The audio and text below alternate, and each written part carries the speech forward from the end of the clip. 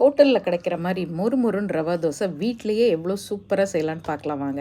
150 gram ரவை எடுத்துக்கோங்க, 100 gram அரிசி மாவு, அதுக்கப்புறம் மைதா சேர்க்கலாம், இல்லைன்னா கோதுமை மாவு. மைதா வேண்டாங்கிறவங்க கோதுமை 50 கிராம்.